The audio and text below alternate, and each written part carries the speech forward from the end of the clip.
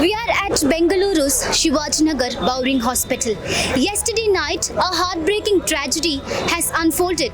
As you can see, the compound wall near the emergency wing of Bowring Hospital has collapsed due to the heavy rain, claiming 7 lives and 7 others injured.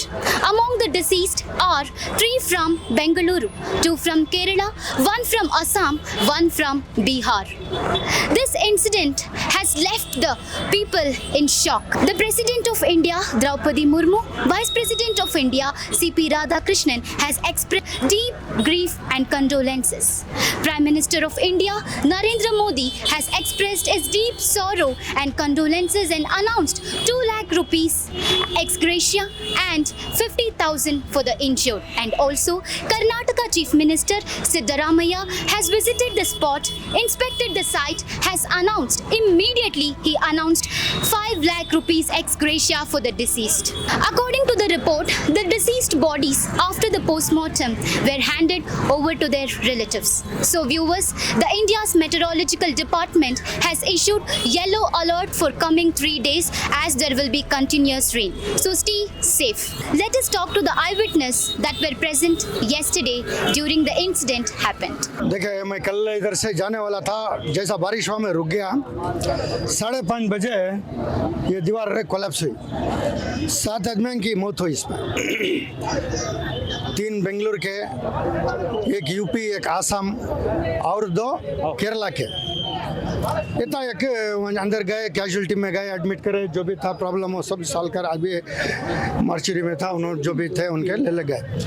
मगर बोलने का एक मकसद क्या है बोले तो, ये जो अनसाइंटिफिकली करे, ये कैसा गिरेगा तो ये ब्रिटिश के ज़माने की दीवार है। नई बिल्डिंग जो कंस्ट्रक्शन हुई उसकी मट्टी ले लगा कोई कंपाउंड को लगी है। कंपाउंड को लगने में ये जो वजन रहता है, क्या होता है, बारिश है क्या भी है तो इसके वजन से दीवार को दबाती है।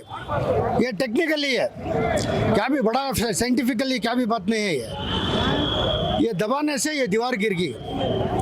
इतना इनको मालूम रहना था जो कंस्ट्रक्शन करे, जो कंस्ट्रक्शन में ये जो लक्को थी तो एकदम केक के सका निकले वो, वहाँ एक पिलर बनाना था, रिटेनिंग कंक्रीट की वॉल बनाना था। वो वॉल बनाकर जो सॉलिड रहती है उसके बाद में जाकर फिलिंग वहाँ नहीं करना था। सो पुराने इसमें चला दिए पुरानी दीवार में पूरा काम कर लिए। और आजू बाजू में वेंडर थे, स्ट्रीट वेंडर से रोज कमाकर खाने वाले, रोज आकर उसमें जिंदगी करने वाले, ऐसे आदमी आकर उसमें बली हो गए। तो आप हुकूमत को क्या कहना चाहेंगे? हुकूमत बिल्कुल लापरवाह है। ये एक हुकूमत नहीं है, यहाँ की कर्नाटका की हुकूमत बिल्कुल लापरवाह है। मैं यहाँ के MLA रिजवान अरशद को भी बोलना चाहता हूँ, मैं उनकी लापरवाही एक। दूसरा, urban development DK Shiv Kumar deputy CM, उनकी भी एक लापरवाही है, उनकी भी लापरवाही। ये इतना एक नेग्लिजेंस को है, ये नेग्लिजेंस को दे हैव इग्नोर्ड। उन्होंने देखे नहीं वो चीज़ क्या करना है। ये मैं समझता हूँ ये सब चीज़ों से ये कहीं को नहीं देखते कहते। कमीशन का एक बेसिस चल रहा है, बहुत स्ट्रांग कमीशन बेसिस चल रहा है। 40% 50% ऐसा दे डालेंगे तो मैं कंट्रैक्टर की, इंजीनियर की, आर्किटेक्ट की मर्जी से उन्होंने जो चाहे उन्होंने कर ले, को जान देगा बोल का ये एक वर्चस्व हो रहा है। तो ये रोकना है। आज हमें सवाल करें हुकूमत को, हमारे जितने भी जाना ही वो बचता है। मुझे एक हदीस भी मुझे याद आती है, जब उमर खत्ताब रज़ी अल्लाह अन्हु था, उनकी हुकूमत में एक छेली लकड़ी को अटक कर मार लग जाता, पैर को उसके मार लग जाता। वो बद्दवा को उन्होंने बोलते हैं आज मुझे क़यामत में वो छेली पकड़ेंगे नहीं क्या? मेरी हुकूमत थी, मैं हुकूमत कैसा चलाया, किसका दर्द मैं देखा, किसका दर्द मैं पूरा कराया, क्या इसके हिसाब से मैं क्या हुकूमत कराया। ये जो उन्होंने करना था, ये आज की ये कांग्रेस हुकूमत नाकाम है, बेजवाबदारी है। बेजवाबदारी है। एक जवाबदारी से काम नहीं लेते हैं ना। ये हमारे दिल के दर्द से हमें बात कर रही है। यहाँ का एमएलए, हुकूमत, एमएलए और concern person, contractors, architect, engineer, इन्हों सब लापरवाही से काम कर कोई, तो आप क्या डिमांड है, मतलब आपका क्या मुतालिबा है हुकूमत से? जो विक्टिम्स हैं उनको 1 करोड़ कंपनसेशन देना और उनको गवर्नमेंट नौकरी, उनके जो घर में है गवर्नमेंट नौकरी भी उनको हासिल करना। हमें बहुत वारं आइतवार को हमें चर्च का आने वाले ना, हम इधर से उधर बैठे थे, सभी पुराने कपड़े चप्पल वाले उन्हों से बैठते थे।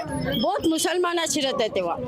मैं हिंदू जनक नहीं देखी, लेकिन इधर से उधर खाली मुसलमान बैठते थे। बर्फ पड़ा, उन्होंने गिरी, दीवार गिरी, हमारा व्यापार है, हमारे व्यापारियांश हमारा पर गिर गया।